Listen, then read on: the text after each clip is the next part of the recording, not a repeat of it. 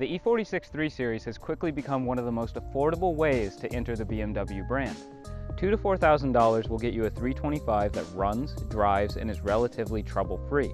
But can a car valued this low possibly still retain the core values of the brand? Luxury, performance, and technology. With the bar to entry being so low, now is the perfect time to take another look at one of BMW's greatest generations.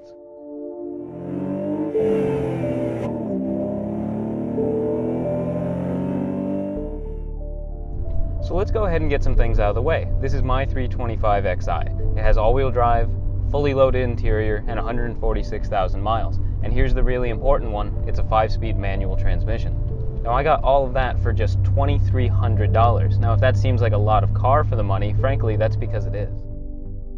At this point, these are really at the rock bottom of their depreciation curve. There's really no lower that they can go. I'm not going to spend much time on the exterior styling because, honestly, everyone has seen E46s by now and you likely have formed your own opinion of them. Personally, I think it's a handsome design that manages to look dignified and upscale after 20 years on the road. Now being an 03, this car is also post-facelift, and what that means is that you're getting wider front fenders and you're also getting updated headlights.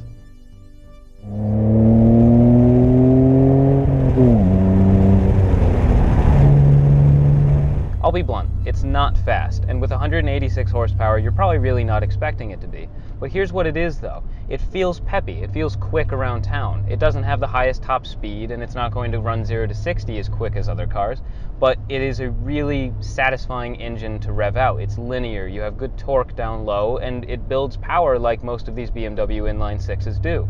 As you rev it out, you're rewarded with that nice linear power band. The real star of the show, though, is the handling with this car, and that's probably what you were expecting. It's 3,200 pounds, even in this all-wheel drive model, and that makes it a really nimble little sports sedan, especially when you start comparing it to new cars and how heavy they've gotten.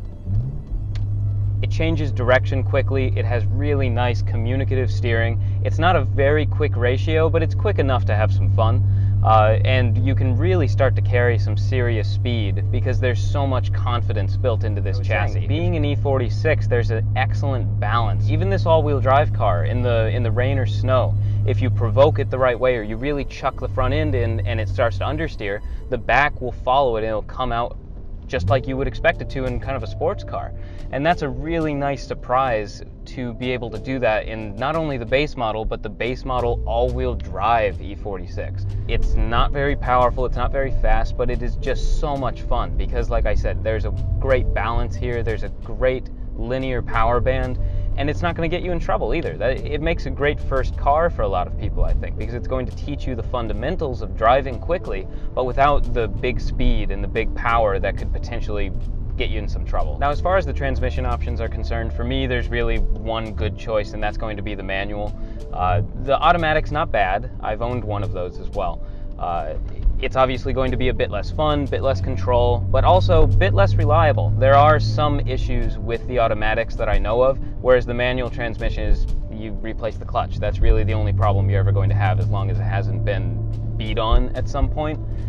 So as far as that goes, I would go for the manual if you have the opportunity to and you have the ability to. Now, switching topics to more daily drivability, this thing is rock solid for that duty. On the highway, it's extremely comfortable. It tracks perfectly straight. You don't have to do a whole lot of steering correction to keep it straight on the highway, and you can just cruise along at 85, 90 miles an hour, and it just feels like a BMW. So it dulls the speed quite a bit. Even in this little 325, it does what most BMWs do, and that is handle high speed extremely well and extremely comfortably. Now, as far as ride quality is concerned, I would say that the XIs, or most E46s in general, really strike a great balance between daily drivability, so comfort, and sportiness. It's not going to be, like I said, an all-out sports car. It's not that harsh, so you're going to maintain a little bit of body roll, but the really excellent trade-off for that is that on a daily basis, even on really terrible New England roads, you're going to be comfortable. It's not crashy, it doesn't feel like you're damaging the car, and it just works really well in that way. So there's no catch-22 here. You're not having to choose between performance or luxury. It's a really nice balance between both. So like I said, this is my daily driver right now.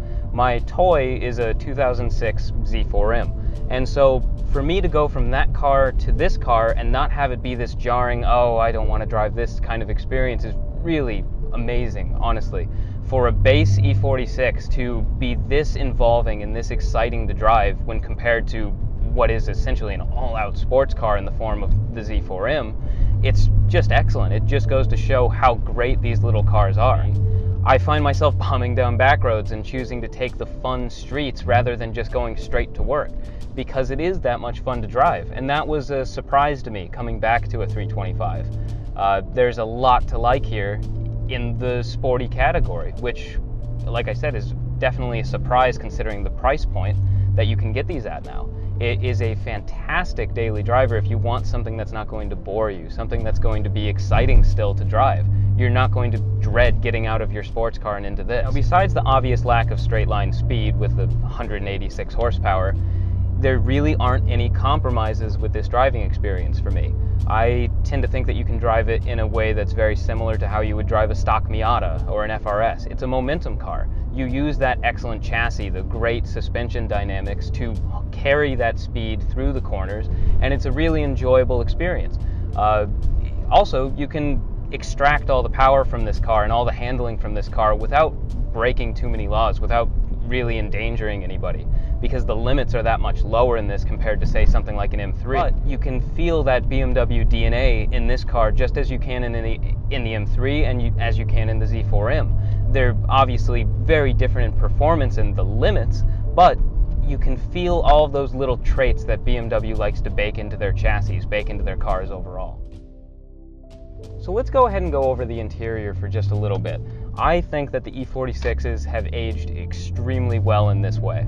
As a daily driver, I really can't ask for a whole lot more. It aux jack for your music, Bluetooth was an option, heated seats, great leather, automatic wipers, automatic headlights. There's a lot of technology here for a car that's now 20 years old.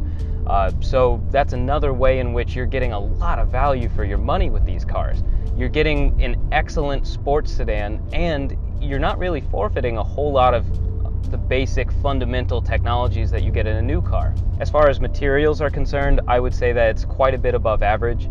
There's a lot of soft touch plastics here, a lot of good leather. The leather itself is very high quality. Honestly, the level of luxury that you can get for this price is really staggering.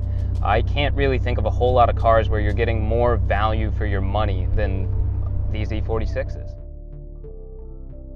Now, I plan on making a video specifically covering the reliability of these cars and some of the common problems to look out for, but in general, there's really not a whole lot. If you get the manual transmission car, here's the main things. The cooling system is a weak link. Vanos can be a problem on some of them, not all of them. They don't all get that problem. Besides that, the front axles on the XIs, the boots can break and they can wear prematurely. The engine itself and the drivetrain and the overall electronics of the car even, I have found to be very reliable, having owned two of them now, and both of them being higher mileage.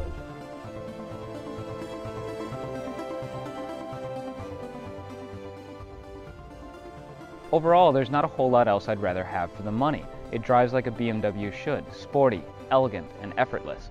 And it's all wrapped in one of the most attractive BMW designs of the last 25 years. So despite this car's cheap price, it's retained what makes it so great, what makes it a BMW.